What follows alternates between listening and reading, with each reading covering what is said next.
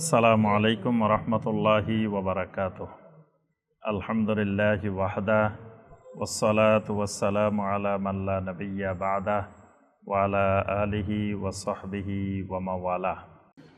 সম্মানিত মুসল্লিয়ানে কেরাম, আজকের খুতবায় যে বিষয়টি আমরা সংক্ষিপ্তভাবে আলোচনা করার চেষ্টা করব ইনশাআল্লাহ, বিষয়টি হলো আল ইস্তিগফার ইবাদাতুম মুহিম্মা, অর্থাৎ আল্লাহ রাব্বুল আলামিনের এক অনন্য ইবাদত ইস্তিগফার। আল্লাহ সুবহানাহু ওয়া তাআলার অনেকগুলো ইবাদতের মধ্য থেকে একটি গুরুত্বপূর্ণ ইবাদতের নাম ইস্তিগফার। আজকের খুতবায় আমরা ইস্তিগফারের গুরুত্ব, ইস্তিগফারের ফজিলত, ইস্তিগফার কখন করতে হয়, ইস্তিগফার কিভাবে করতে হয়, এই বিষয়গুলো নিয়েই আমরা সংক্ষিপ্তভাবে আলোচনা করার চেষ্টা করব ইনশাআল্লাহ। আল্লাহ রাব্বুল আলামিন আমাদেরকে সৃষ্টি করেছেন একমাত্র আল্লাহ রাব্বুল আলামিনের ইবাদত করার জন্য। আমাদেরকে সৃষ্টির মূল উদ্দেশ্যই হলো আমরা যেন একমাত্র আল্লাহ রাব্বুল আলামিনের ইবাদত করি। আল্লাহ সুবহানাহু ওয়া তাআলা সূরা আয-যারিয়াতের ৫৬ নম্বর আয়াতে কারিমায় এই বিষয়টি আমাদেরকে জানিয়ে দিয়েছেন। আল্লাহ রাব্বুল আলামিন বলেন, ওয়ামা খলাকতুল জিন্না ওয়াল ইনসা ইল্লা লিয়াবুদুন, আমি জিন এবং মানুষ এদেরকে সৃষ্টি করেছি ইল্লা লিয়াবুদুন, আই ইল্লা লিওয়াহিদুনি বিল ইবাদাহ, অর্থাৎ এরা একমাত্র আমার ইবাদত করার মাধ্যমে জমিনে আমার তাওহীদ কায়েম করবে, এই উদ্দেশ্যেই এদেরকে সৃষ্টি করা হয়েছে। তাহলে আমাদের মূল কাজ আল্লাহ রাব্বুল আলামিনের ইবাদত করা, এবং কেউ যদি ইবাদত না করে, কেউ যদি ইবাদত থেকে গাফেল হয়ে যায়, এই লোককে আল্লাহ রাব্বুল আলামিন অহংকারী হিসাবে নির্দিষ্ট করেছেন। অর্থাৎ আল্লাহর ইবাদত না করাটাই অহংকার। আল্লাহ পাক বলছিলেন উসজুদু লি আদম, আদমকে সেজদা করো, তখন ফাসাজাদাল মালাইকাতু কুল্লুহুম আজমাউন, সকল ফেরেশতারা আল্লাহর এই আদেশ মেনে নিছেন, সেজদা করে ফেলছেন। একজন সেজদা করে নাই, ইল্লা ইবলিস। এই সেজদা না করাটাই আল্লাহ পাক বলছেন আবা ওয়াস্তাকবারা ওয়া কানা মিনাল কাফিরিন, এটাই অহংকার। অর্থাৎ কোনো ব্যক্তি যদি আল্লাহর ইবাদত না করে, আল্লাহর ইবাদত থেকে দূরে থাকে, তাহলে সে আল্লাহর ঘোষণা, আল্লাহর বিধান অনুযায়ী সে মুস্তাকবিরিন, সে অহংকারী। আর অহংকারী যারা হবে এদের ব্যাপারে আল্লাহ পাক বলছেন ইন্নাল্লাযীনা ইস্তাকবিরুনা আন ইবাদাতি সায়াদখুলুনা জাহান্নামা দাখিরিন, যারা অহংকার করে আমার ইবাদত থেকে দূরে থাকবে, অচিরেই তাদেরকে লাঞ্ছিত করে জাহান্নামে প্রবেশ করানো হবে। নাউযুবিল্লাহ, কত বড় শাস্তির কথা আল্লাহ রাব্বুল আলামিন ইবাদত না করার কারণে বর্ণনা করেছে। তাহলে আমাদের কাজ আল্লাহর ইবাদত করা। তাহলে আল্লাহর ইবাদত করতে হলে আল্লাহর ইবাদত বুঝতে হবে, আল্লাহর ইবাদত জানতে হবে, আল্লাহর ইবাদত কোনটা, আল্লাহর ইবাদত কিভাবে করতে হবে, কখন করতে হবে, এইটা জানা আমাদের মূল কাজ। এটা একেবারে আবশ্যিক সাবজেক্ট, এটা অতিরিক্ত বিষয় না। ইবাদত সম্পর্কে একজন মানুষ তাকে জানতেই হবে, কারণ আল্লাহ রাব্বুল আলামিন তাকে সৃষ্টি করেছেন ইবাদতের জন্য, তার মূল কাজ ইবাদত। জমিন এসে চাকরি বাকরি করবে, ব্যবসা বাণিজ্য করবে, অনেক কাজ করবে, কিন্তু সেগুলো তার মূল কাজ না। তার মূল ডিউটি, মূল কাজ আল্লাহ রাব্বুল আলামিনের ইবাদত। ইবাদতের জন্যই ওগুলা করবে। চাকরি করবে, ব্যবসা বাণিজ্য করবে, যা যা করবে ইবাদতের জন্য, ইবাদত ঠিক রাখার জন্য। এখন ওগুলা করতে যায় যদি ইবাদতেই গাফেল হয়ে যায়, তাহলে ওই চাকরি, ওই ব্যবসা, ওই কাজ মুমিনের জন্য হারাম। যেই কাজ মুমিনকে আল্লাহর ইবাদত থেকে গাফেল করে দেয়। আল্লাহ রাব্বুল আলামিনের অনেকগুলো ইবাদতের মধ্য থেকে গুরুত্বপূর্ণ একটি ইবাদত ইস্তিগফার। ইস্তিগফার মানে কি? ইস্তিগফার মানে হলো আল্লাহ রাব্বুল আলামিনের কাছে ক্ষমা প্রার্থনা করা, ক্ষমা চাওয়া, মাগফিরাত চাওয়া। সবসময় আল্লাহ রাব্বুল আলামিনের কাছে ক্ষমা চাইতে থাকা, এটার নাম ইস্তিগফার। তো ক্ষমা কেন চাইবে? খালি যে ভুল করলে, গুনাহ করলে ক্ষমা চাইবে তা না, আল্লাহর ইবাদত করার পরেও ক্ষমা চাইবে। এজন্য দেখবেন ফরজ সালাতের সালাম ফিরানোর পরে কি বলতে হয়? আস্তাগফিরুল্লাহ, আস্তাগফিরুল্লাহ, আস্তাগফিরুল্লাহ, 3 বার। তো এখন প্রশ্ন হইতে পারে, আমি তো সালাত আদায় করছি, ভালো কাজ করছি, ভালো কাজ শেষ করি কেন আস্তাগফিরুল্লাহ? তার অর্থ হলো এই কাজটা, এই সালাতটা যেভাবে আদায় করার কথা ছিল আমি সেভাবে আদায় করতে পারিনি, আমার অপারগতা, আমার দুর্বলতা। তাহলে আল্লাহর ইবাদত করার পরেও ইস্তিগফার করতে হয়, আবার আল্লাহর ইবাদতের লঙ্ঘন করলেও ইস্তিগফার করতে হয়। ইস্তিগফারটা একটা আল্লাহ রাব্বুল আলামিনের বিশেষ ইবাদত। আল্লাহর একজন বান্দা যখন তাওবা করবে, আল্লাহ রাব্বুল আলামিনের কাছে বান্দাটা খুব প্রিয় হয়ে যায়। আর সব বান্দায় গুনাহ করবে, এটাই স্বাভাবিক। নবী সাল্লাল্লাহু আলাইহি ওয়াসাল্লাম বলেছেন, কুল্লু বানি আদামা খাত্তাউন, সকল বানি আদম গুনাহ করবে, এটাই স্বাভাবিক। ওয়া খায়রুল খাত্তাইনা আত-তাওয়াবুন, তবে সবচাইতে উত্তম গুনাহগার ওই মানুষটা যে মানুষটা তওবা করে। সুবহানাল্লাহ। গুনাহ করা বান্দার এটা স্বাভাবিক বৈশিষ্ট্য, বান্দা গুনাহ করবেই, কিন্তু গুনাহ করে বসে থাকবে না। গুনাহ করে সাথে সাথে আল্লাহ রাব্বুল আলামিনের কাছে ফিরে আসবে, তওবা করবে। আল্লাহ পাক তওবাকারীদেরকে মহব্বত করেন। কোরআনে কারিমে অনেক জায়গায় বলছেন, ইন্নাল্লাহা ইউহিব্বুত তাওয়াবিন, আল্লাহ রাব্বুল আলামিন তাওবাকারীদেরকে মহব্বত করেন, ভালোবাসেন। এই তাওবার কিছু রোকন আছে। তাওবার রোকন কয়টা বলেন তো দেখি, আগে আপনাদের থেকে শুনি। তাওবার রোকন কয়টা? রোকন বুঝেন তো? মানে এই কয়টা জিনিস না হইলে তাওবা হবে না। এই জন্য প্রত্যেকটি ইবাদতের রোকন আছে। তাহলে তাওবারও রোকন আছে। তাওবার রোকন কয়টা? আল্লাহর অধিকার হইলে 3টা, বান্দার অধিকার হইলে 4টা। মানে গুনাহগুলো 2 রকমের, কবিরা গুনাহ 2 রকমের। এক রকমের গুনাহ হলো আল্লাহর অধিকার আদায় না করা, আর একটা হলো বান্দার অধিকার ঠিকমতো আদায় না করা। তাহলে এই 2 রকমের গুনাহ হয়। তা আল্লাহর অধিকার হইলে 3টা কাজ করতে হয়, আর বান্দার অধিকার হইলে 4টা কাজ করতে হয়। তখন এটার নাম হয় তাওবা। 4 কাজের 3 কাজ করছে, 1 কাজ করে নাই, এটা কিন্তু তাওবা হয়নি।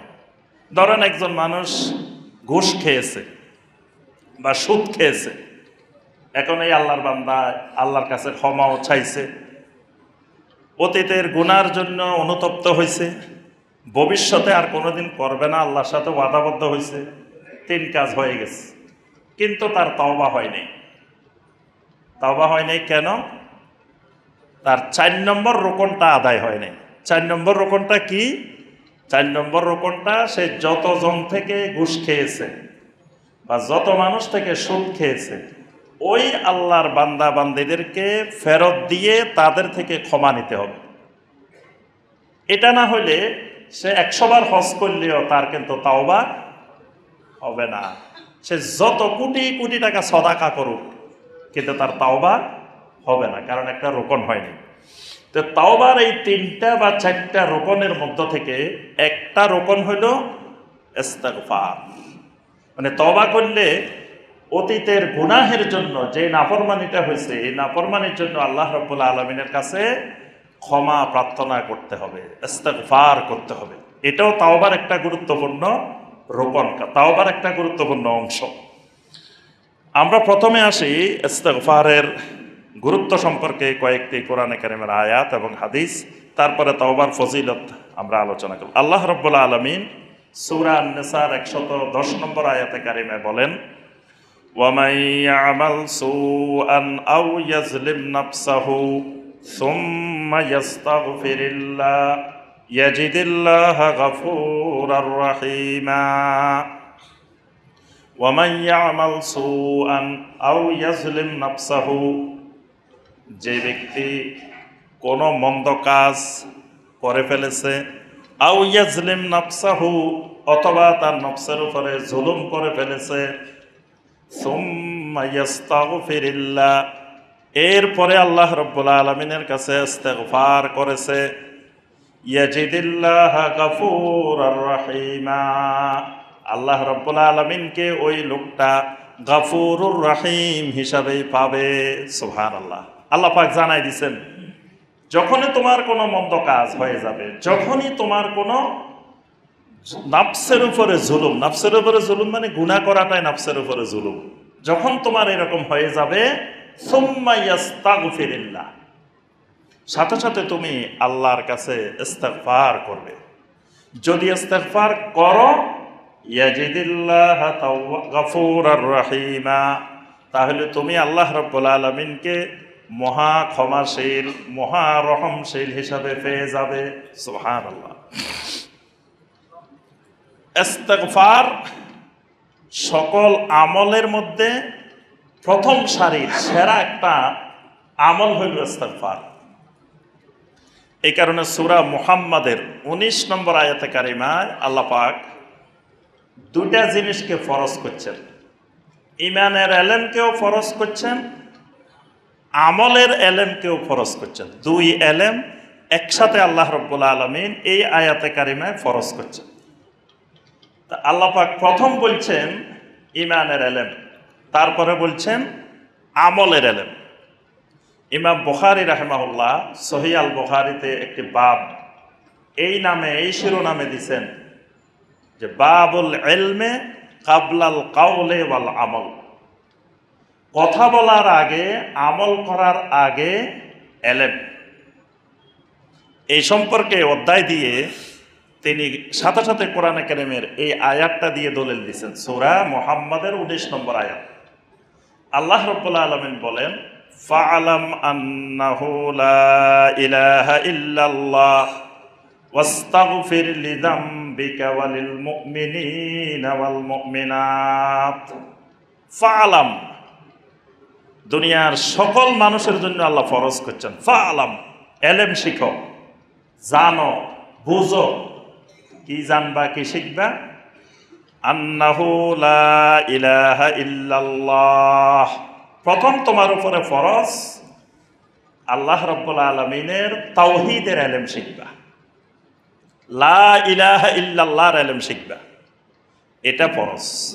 এসএসসি পাস করা, এইচএসসি পাস করা, ডিগ্রি পাস করা, ডক্টরেট করা, দাওরা পাস করা, এগুলা কোনোটাই ফরজ না। ফরজ হইল কোনটা? আন্নাহু লা ইলাহা ইল্লাল্লাহ, লা ইলাহা ইল্লাল্লাহর ইলম সবার জন্য ফরজে আইন। এরপরে শিখতে হবে ওয়াস্তাগফির লিযামবিকা ওয়ালিল মুমিনিনা ওয়াল মুমিনাত, ইস্তিগফারের ইলম শিখতে হবে।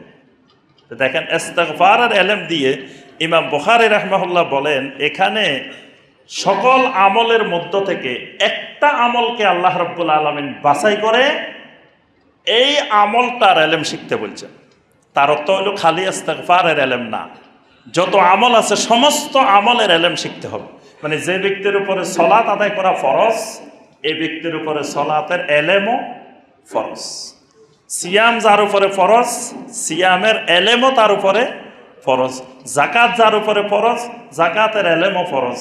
হজ যার উপরে ফরজ, হজের এলেমও তার উপরে ফরজ। কিন্তু আল্লাহ পাক এখানে যেই আমলটাকে বাছাই করছেন সেটা হলো ইস্তিগফার। ইস্তিগফার শব্দ দিয়ে সমস্ত আমলকে আল্লাহ বুঝাইছেন। তাহলে বোঝা যায় এই আমলটা কতই গুরুত্বপূর্ণ যে আল্লাহ পাক ইস্তিগফার দিয়ে সকল আমলকে ফরজ করছেন। ওয়াস্তাগফির লিযামবিকা ওয়ালিল মুমিনিনা ওয়াল মুমিনাত। আদম আলাইহিস সালাম সর্বপ্রথম যে আমলটা করছেন সেই আমলটা হলো ইস্তিগফার।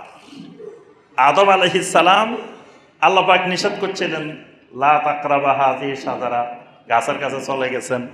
যাওয়ার পরে সূরা আল আরাফের 23 নম্বর আয়াতে আল্লাহ পাক বলছেন আদম এবং হাওয়া আলাইহিমাস সালাম দুইজনে মিলে আল্লাহর কাছে বলছেন ক্বালা রব্বানা যালামনা আনফুসানা ওয়া ইল্লাম তাগফির লানা ওয়া তারহামনা লানাকুনান্না মিনাল খাসিরিন। সুবহানাল্লাহ। আদম আর হাওয়া আলাইহিমাস সালাম দুইজনে মিলে বলছেন রব্বানা যালামনা আনফুসানা, আল্লাহ আমাদের নফসের উপরে জুলুম করে ফেলেছি। ওয়া ইল্লাম তাগফির লানা, যদি আপনি আমাদেরকে ক্ষমা না করেন, ওয়া তারহামনা, আমাদেরকে যদি রহম না করেন, তো লানাকুনান্না মিনাল খাসিরিন, আমরা ক্ষতিগ্রস্তদের অন্তর্ভুক্ত হয়ে যাব। আল্লাহ রাব্বুল আলামিন আদম আর হাওয়া আলাইহিমাস সালামের এই ইস্তিগফার আল্লাহ পাক সাথে সাথে কবুল করছেন। সুবহানাল্লাহ। ইব্রাহিম আলাইহিস সালাম, অর্থাৎ এই ইস্তিগফার এটা নবীওয়ালা আমল, নবীওয়ালা ইবাদত। কোরআনে কারিমে আল্লাহ পাক দেখবেন যতজন নবীর নাম উল্লেখ করছেন ততজন নবীর দোয়াও উল্লেখ করছেন। প্রত্যেক নবীর দোয়া উল্লেখ করছেন। নূহ আলাইহিস সালামের দোয়া, আদম আলাইহিস সালামের দোয়া, ইব্রাহিম আলাইহিস সালামের দোয়া, মুসা আলাইহিস সালামের দোয়া, ইউনুস আলাইহিস সালামের দোয়া, আইয়ুব আলাইহিস সালামের দোয়া, জাকারিয়া আলাইহিস সালামের দোয়া, ঈসা আলাইহিস সালামের দোয়া। দেখবেন কোরআনে কারিমের মধ্যে সব নবীদের দোয়া আছে। আর এই প্রত্যেক দোয়ার মধ্যে ইস্তিগফার আছে। এটা নবীওয়ালা আমল, নবীওয়ালা সুন্নত। ইব্রাহিম আলাইহিস সালাম যখন তার স্ত্রী হাজরা আলাইহিস সালাম এবং ইসমাইল আলাইহিস সালামকে আল্লাহর ঘরের পাশে এই সাফা মারওয়ার এখানে রেখে চলে যাচ্ছেন, তখন জাবালে আবু কুবাইসের পিছনে গিয়ে ইব্রাহিম আলাইহিস সালাম আল্লাহর দরবারে হাত তুলে দোয়া করছেন অনেকক্ষণ পর্যন্ত। স্ত্রী সন্তানের সামনে দোয়া করেন নাই, তাদেরকে রেখে পাহাড়ের ওই পাশে গিয়ে তিনি আল্লাহর কাছে কেঁদে কেঁদে অনেকক্ষণ দোয়া করছেন। আল্লাহ পাক ওই দোয়াগুলো কোরআনে কারিমের মধ্যে উল্লেখ করে দিয়েছেন। তন্মধ্যে ইব্রাহিম আলাইহিস সালাম বলছেন রব্বি জাআলনি মুকিমাস সালাতি ওয়া মিন যুররিয়্যাতি রব্বানা ওয়া তাকাব্বাল দুআ রব্বানা গফিরলি ওয়া লিওয়ালিদাইয়া ওয়া লিল মুমিনিনা ইয়াওমা ইয়াকুমুল হিসাব। রব্বি জাআলনি মুকিমাস সালাতি ওয়া মিন যুররিয়্যাতি, রব্বুল আলামিন আমাকে আপনি সালাত কায়েমকারী বানিয়ে দিন। ওয়া মিন যুররিয়্যাতি, আমার পরবর্তী বংশধরকেও আপনি সালাত কায়েমকারী বানিয়ে দেন। অর্থাৎ আল্লাহ আমার বংশে যেন কোনো বেনামাজি না থাকে। এই দোয়া সবাই করবেন, এটা ইব্রাহিম আলাইহিস সালামের দোয়া। ছেলে মেয়ে তো বেনামাজি হবে না, যেন কিয়ামত পর্যন্ত আমার বংশে কোনো বেনামাজি না থাকে। নবীরা এইভাবে দোয়া করতেন। ওয়া মিন যুররিয়্যাতি, আল্লাহ আমার পরবর্তী জেনারেশন, পরবর্তী বংশধরেও যেন বেনামাজি না থাকে, মুকিমাস সালাহ হয়ে যায়। রব্বানা ওয়া তাকাব্বাল দুআ, রব্বুল আলামিন আমার দোয়াকে আপনি কবুল করেন। রব্বানা গফিরলি ওয়া লিওয়ালিদাইয়া, রব্বুল আলামিন আমাকে আপনি ক্ষমা করেন, আমার আব্বা আম্মাকেও ক্ষমা করেন। ওয়ালিল মুমিনিনা ইয়াওমা ইয়াকুমুল হিসাব, যে হিসাবের দিনে আমাদেরকে দাঁড়াতে হবে ওই দিন আপনি সমস্ত মুমিনদেরকেও ক্ষমা করে দেন। সুবহানাল্লাহ। ইব্রাহিম আলাইহিস সালাম আমাদের জন্য দোয়া করে গেছেন। আমরা দুইটার মধ্যে আছি, যুররিয়ার মধ্যেও আছি। আমরা কিন্তু ইব্রাহিম আলাইহিস সালামের বংশধর, আমরা আলে ইব্রাহিম। দরুদের মধ্যে আমরা বলি না আল্লাহুম্মা সাল্লি আলা মুহাম্মদ ওয়া আলা আলি মুহাম্মদ কামা সাল্লাইতা আলা ইব্রাহিম ওয়া আলা আলি ইব্রাহিম। আমরা কিন্তু আলে ইব্রাহিমও। এখানে এই যে অমিন জররিয়াতির মধ্যেও আছি, আবার ওয়ালিল মুমিনিনা ইয়াউমা ইয়াকুমুল হিসাব, মুমিনিনের মধ্যে আমরা অন্তর্ভুক্ত। তাহলে নবীওয়ালা দোয়া হলো মাগফিরাতের দোয়া। ইমানদারদের অনেকগুলো গুরুত্বপূর্ণ বৈশিষ্ট্য আল্লাহ পাক কোরআনে কারিমে বিভিন্ন জায়গায় বর্ণনা করছেন। তার মধ্যে একটা গুরুত্বপূর্ণ বৈশিষ্ট্য হলো ইমানদারেরা সাহারির সময় শেষ রাত্রে ইস্তিগফার করে।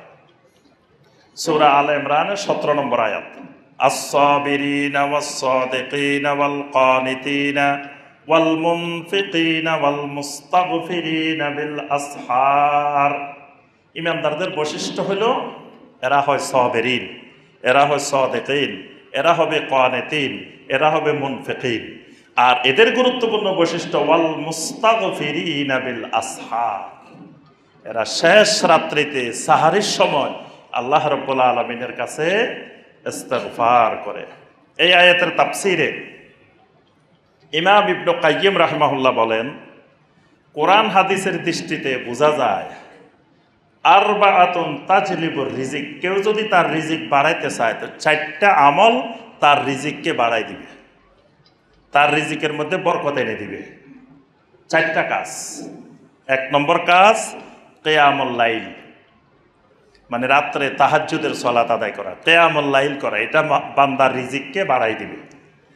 ওয়া কাসরাতুল ইস্তিগফার বিল আসহার, সাহারির সময় আল্লাহর কাছে বেশি বেশি ইস্তিগফার করা, এটা রিজিককে বৃদ্ধি করে। ওয়া তাআহুদুস সাদাকা, সর্বাবস্থায় সাদাকা করা, বেশি বেশি আল্লাহর রাস্তায় দান করা। আরেকটা হলো ওয়া যিকরু আউয়ালান নাহার ওয়া আখিরু, দিনের শুরুতে দিনের শেষে সকাল সন্ধ্যায় আল্লাহর জিকির করা। এই 4টা কাজ বান্দার রিজিককে বৃদ্ধি করে দেয়, বান্দার রিজিকের মধ্যে বরকত দিয়ে দেয়।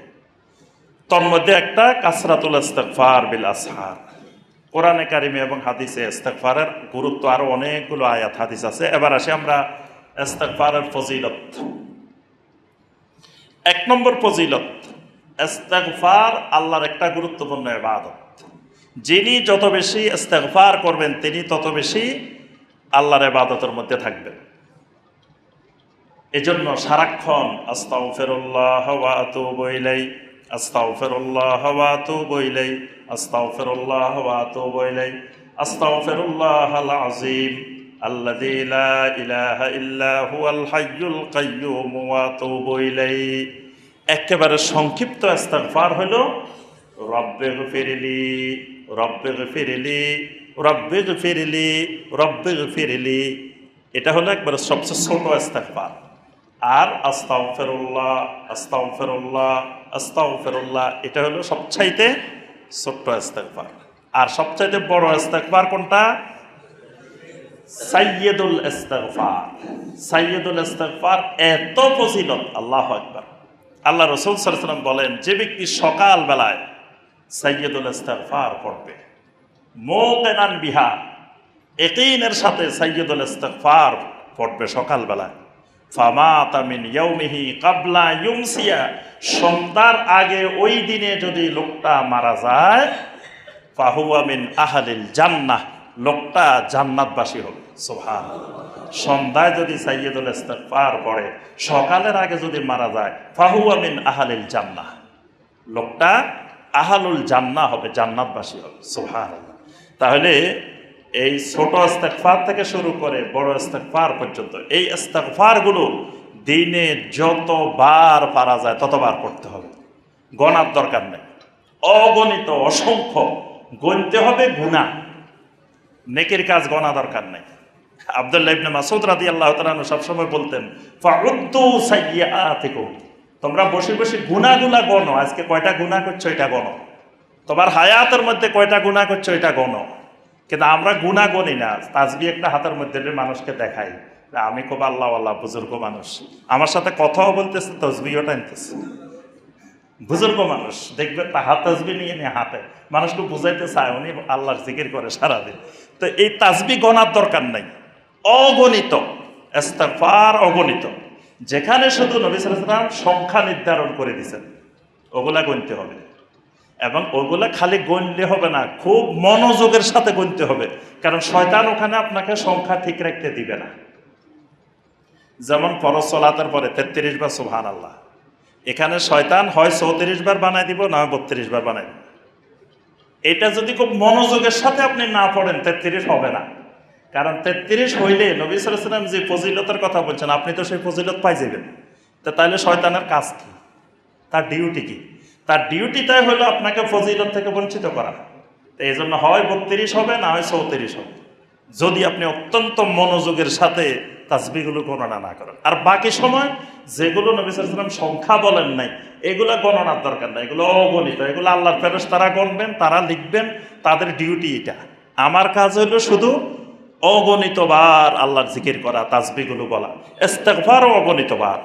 তাহলে 1 নম্বর, যত ইস্তিগফার বলবো তত আল্লাহর ইবাদত হবে, এটা একটা আল্লাহর গুরুত্বপূর্ণ ইবাদত। 2 নম্বর, যতবার ইস্তিগফার করব আল্লাহ পাক আমার গুনাহ মাফ করবেন। সুবহানাল্লাহ। সূরা নূহের 10 নম্বর আয়াত, ফাকুলতু আস্তাগফিরু রাব্বাকুম ইন্নাহু কানা গাফফারা। নূহ আলাইহিস সালাম বারবার তার জাতিকে বলতেন যে ইস্তাগফিরু রাব্বাকুম, ও আমার কওমের লোকেরা, বেশি বেশি তোমাদের রবের ইস্তিগফার করো। ইন্নাহু কানা গাফফারা, ইস্তিগফার করলে আল্লাহ তোমাদেরকে ক্ষমা করে দিবেন। কারণ আল্লাহ হইলেন গাফফার, মহা ক্ষমাকারী। তাহলে 2 নম্বর ফজিলত ইস্তিগফারের মাধ্যমে গুনাহ মাফ। 3 নম্বর ফজিলত, যে কওমের লোকেরা ইস্তিগফার করবে আল্লাহ রাব্বুল আলামিন ওই কওমের উপরে আল্লাহর রহমতের বৃষ্টি দিবেন। অনাবৃষ্টিও হবে না, অতিবৃষ্টিও হবে না, রহমতের বৃষ্টি যতটুকু দরকার আল্লাহ পাক ততটুকু দিবেন। সূরা নূহের 12 নম্বর আয়াত, 11 নম্বর আয়াত আল্লাহ পাক বলছেন, ইউরসিলিস সামাআ আলাইকুম মিদরারা, ইস্তিগফার করলে তোমাদের উপরে মুষলধারে আল্লাহর পক্ষ থেকে রহমতের বৃষ্টি নাজিল হবে। 4 নম্বর, আল্লাহ পাক সন্তান সন্ততি জনবল সম্পদের মধ্যে বরকত দিয়ে দিবেন। সূরা নূহের 12 নম্বর আয়াত, ওয়া ইউমদিদকুম বিআমওয়ালিন ওয়া বানিন, তোমাদের সম্পদের মধ্যে জনবলের মধ্যে আল্লাহ রাব্বুল আলামিন বরকত দিবেন, সম্প্রসারিত করে দিবেন। 5 নম্বর যেই বরকত, সেটি হলো আল্লাহ পাক নহর প্রবাহিত করে দিবেন, সুন্দর সুন্দর বাগান দিয়ে দিবেন। অর্থাৎ বান্দার ফসলের মধ্যে, ক্ষেত খামারের মধ্যে, রিজিকের মধ্যে আল্লাহ পাক সমৃদ্ধি ঘটাই দিবেন ইস্তিগফারের দ্বারা। আল্লাহ পাক এটাও ওয়াদা করছেন সূরা নূহের 12 নম্বর আয়াত, ওয়া ইয়াজআল লাকুম জান্নাতিন ওয়া ইয়াজআল লাকুম আনহারা, আল্লাহ পাক তোমাদেরকে সুন্দর সুন্দর বাগান, সুন্দর সুন্দর নহর ব্যবস্থা করে দিবেন। সুবহানাল্লাহ। 6 নম্বর, যত বালা মুসিবত বিপদ আপদ আছে আল্লাহ রাব্বুল আলামিন ইস্তিগফারের মাধ্যমে দূর করে দিবেন। সূরা আল আনফালের 33 নম্বর আয়াত, ওয়া মা কানাল্লাহু মুআযযিবাহুম ওয়া হুম ইস্তাগফিরুন, যারা ইস্তিগফার করতে থাকে আল্লাহ পাক তাদের উপরে আযাব নাজিল করেন না। যারা ইস্তিগফার করবে আল্লাহ পাক তাদের উপরে আযাব নাজিল করবেন না। তাহলে বালা মুসিবত থেকে মুক্ত থাকা, বালা মুসিবত দূর হওয়ার মাধ্যম হলো বেশি বেশি ইস্তিগফার করা। 7 নম্বর, আল্লাহর রহমত পাওয়ার মাধ্যম ইস্তিগফার। যিনি যত বেশি ইস্তিগফার করবেন তিনি তত বেশি আল্লাহর পক্ষ থেকে রহমত পাবেন। সূরা নমলের 46 নম্বর আয়াত, লাউলা তাস্তাগফিরুনাল্লাহ লাআল্লাকুম তুরহামুন, তোমরা কেন বেশি বেশি করে আল্লাহর ইস্তিগফার করো না? করলে লাআল্লাকুম তুরহামুন, আশা করা যায় আল্লাহ পাক তোমাদের উপরে রহমত নাজিল করবেন। সুবহানাল্লাহ। এটা রহমত নাজিলের বড় মাধ্যম। 8 নম্বর, ইস্তিগফার করা কাফফারাতুল মাজলিস, মানে যে কোনো একটা মজলিসে, যে কোনো একটা বৈঠকে, যে কোনো জায়গায় বসলাম, উঠার সময় যদি আমি ইস্তিগফার করতে করতে উঠে যাই তাহলে ওই মজলিসে যা ভুল হয়েছে, গুনাহ হয়েছে, সব কিছুর জন্য ওই ইস্তিগফার কাফফারা হয়ে যাবে। নবী সাল্লাল্লাহু আলাইহি ওয়াসাল্লাম যখনই কোনো বৈঠক থেকে উঠতেন তখনই বলতেন, সুবহানাকাল্লাহুম্মা বিহামদিকা আশহাদু আল্লা ইলাহা ইল্লা আনতা আস্তাগফিরুকা ওয়া আতুবু ইলাইক। একজন সাহাবী বলে উঠলেন, ইয়া রাসূলুল্লাহ সাল্লাল্লাহু আলাইহি ওয়াসাল্লাম, আপনাকে দেখি সবসময় এই বৈঠক শেষ করে যখন আপনি উঠেন তখন এই দোয়া পড়তে পড়তে আপনি উঠেন। নবী সাল্লাল্লাহু আলাইহি ওয়াসাল্লাম বললেন, কাফফারাতুল লিমা ইয়াকুনু ফি যালিক, এই বৈঠকের মধ্যে যা কিছু হয়েছে সব কিছুর জন্য এই ইস্তিগফার, এই দোয়া কাফফারা হয়ে যাবে। সুবহানাল্লাহ। 9 নম্বর, ইস্তিগফার করা নবী সাল্লাল্লাহু আলাইহি ওয়াসাল্লামের সুন্নাত। ইস্তিগফার করা, সারাদিন ইস্তিগফারের মধ্যে থাকা, এটা নবী সাল্লাল্লাহু আলাইহি ওয়াসাল্লামের একটি সুন্নত আমল। কারণ নবী সাল্লাল্লাহু আলাইহি ওয়াসাল্লাম এক হাদিসে বলছেন, ওয়াল্লাহি ইন্নী লা আস্তাগফিরুল্লাহ ওয়া আতুবু ইলাইহি ফিল ইয়াউমি মিয়াতা মাররা, আল্লাহর কসম আমি দিনে 100 বার ইস্তিগফার করি এবং তওবা করি। সুবহানাল্লাহ। আরেক হাদিসে আসছে 70 বার, অর্থাৎ নবী সাল্লাল্লাহু আলাইহি ওয়াসাল্লাম দৈনিক 70 থেকে 100 বার ইস্তিগফার করতেন। তো নবী সাল্লাল্লাহু আলাইহি ওয়াসাল্লাম এই মহাব্যস্ততার মধ্যে তারপরেও, এবং নবী সাল্লাল্লাহু আলাইহি ওয়াসাল্লামের কোনো গুনাহ নাই, মাসুম, তারপরেও নবী সাল্লাল্লাহু আলাইহি ওয়াসাল্লাম দৈনিক 70 থেকে 100 বার ইস্তিগফার করতেন। তাহলে আমাদের কতবার করা দরকার? কারণ আমাদের প্রতিটা মুহূর্ত যায় গুনার মধ্য থেকে। ঘর থেকে বাইরে এলে গুনাহ, তাকাইলেই গুনাহ, যেদিকে যায় সেদিকে গুনাহ আর গুনাহ। তাহলে বেশি বেশি ইস্তিগফার করা, এটা নবী সাল্লাল্লাহু আলাইহি ওয়াসাল্লামের সুন্নত আমল। 10 নম্বর, মুত্তাকিন এবং মুহসিনিন হইতে হইলে বেশি বেশি ইস্তিগফার করতে হবে। এটা মুত্তাকিন বান্দাদের এবং মুহসিনিন বান্দাদের এটি গুরুত্বপূর্ণ বৈশিষ্ট্য। এরা যে কোনো সময়, মুত্তাকিন বান্দারা, মুহসিনিন বান্দারা শুধু ইস্তিগফার করে। আল্লাহ পাক সূরা আলে ইমরানের 133 থেকে 135 নম্বর আয়াতে কারিমায় মুত্তাকিন এবং মুহসিনিন বান্দাদের বৈশিষ্ট্য বর্ণনা করতে গিয়ে বলেন, আল কাযিমিন আল গাইজা ওয়াল আফিনা আনিন নাস ওয়াল্লাহু ইউহিব্বুল মুহসিনিন।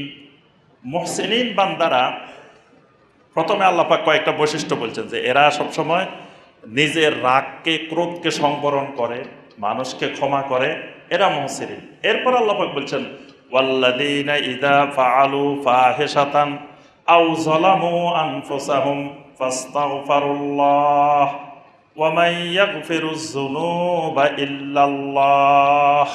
আল্লাহ পাক বলেন, এরা যখনই, এই মুহসিনিন বান্দারা যখনই কোনো অশ্লীল কাজ করে ফেলে বা নফসের উপরে জুলুম করে ফেলে, ফাস্তাগফিরুল্লাহ, সাথে সাথে তারা আল্লাহ রাব্বুল আলামিনের কাছে ইস্তিগফার করে, ক্ষমা চাওয়া শুরু করে দেয়। ওয়া মান ইয়াগফিরুয যুনুবা ইল্লাল্লাহ, আল্লাহ ছাড়া আর কে আছে বান্দার গুনাহগুলোকে ক্ষমা করে দিতে পারে?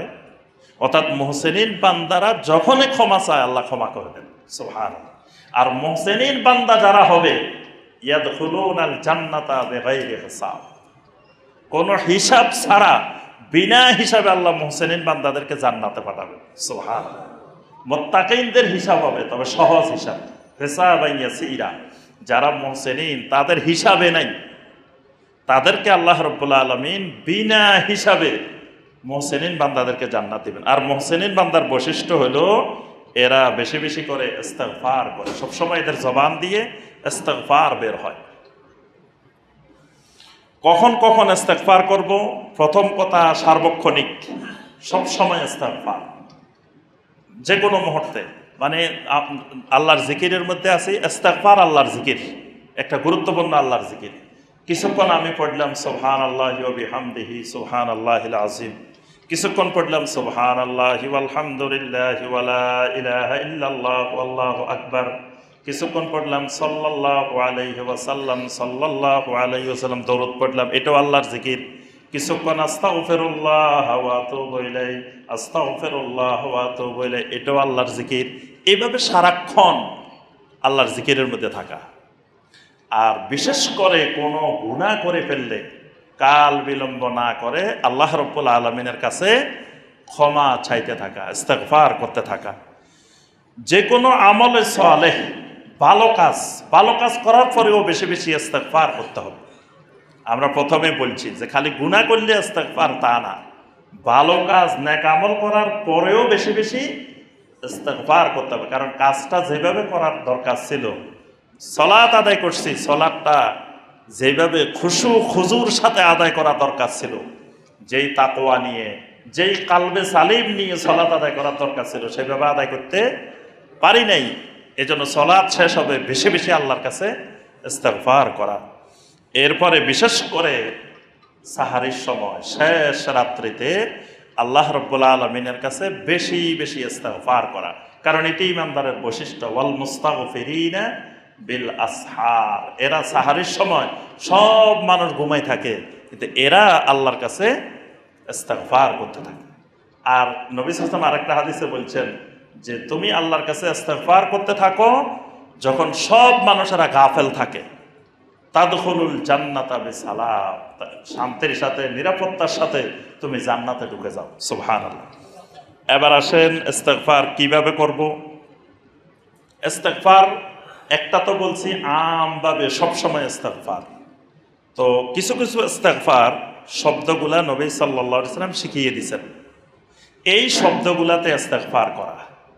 আবার কিছু কিছু সময় আছে ওই শব্দে দরকার নাই, নিজের ভাষায় নিজে যেমনে পারে বাংলা ভাষায় ওইভাবে ইস্তিগফার করা। মানে গুনাহ করছে, এখন গুনার জন্য নিজের ভাষায়, নিজের বাংলা ভাষায় আল্লাহর কাছে ইস্তিগফার করা, আল্লাহর কাছে ক্ষমা চাওয়া। আর কিছু কিছু সময় নবী সাল্লাল্লাহু আলাইহি ওয়াসাল্লামের শেখানো পদ্ধতিতে ইস্তিগফার করা, যেমন সাইয়্যিদুল ইস্তিগফার। সাইয়্যিদুল ইস্তিগফার কিভাবে হবে তো নবী সাল্লাল্লাহু আলাইহি ওয়াসাল্লাম শিখাই দিয়েছেন। আল্লাহুম্মা আনতা রাব্বি লা ইলাহা ইল্লা আনতা খলাকতানি ওয়া আনা আবদুকা ওয়া আনা আলা আহদিকা ওয়া ওয়া'দিকা মাস্তাতাতু আউযু বিকা মিন শাররি মা সানাতু ওয়া আবুউ লাকা বিনি'মাতিকা আলাইয়া ওয়া আবুউ লাকা বিযামবি ফাগফিরলি ফাইন্নাহু লা ইয়াগফিরুয যুনুবা ইল্লা আনতা। এটা নবী সাল্লাল্লাহু আলাইহি ওয়াসাল্লাম শিখাই দিয়েছেন। এই ভাষায় সাইয়্যিদুল ইস্তিগফার পড়তে হবে।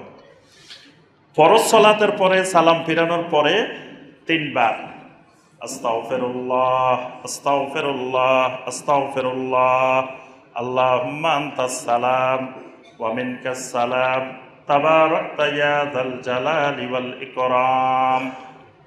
এটা প্রত্যেক ফরজ সালাতের সালাম ফিরানোর পরেই সাথে সাথে এই ইস্তিগফার। এরপরে 2 সাজদার মাঝখানে ইস্তিগফার করতে হয়। তো 2 সাজদার মাঝখানে প্রথমত একসাথে আল্লাহুম্মা গফিরলি ওয়ারহামনি ওয়ারজুকনি ওয়াহদিনি ওয়াআফিনি ওয়াজবুরনি, এইভাবে।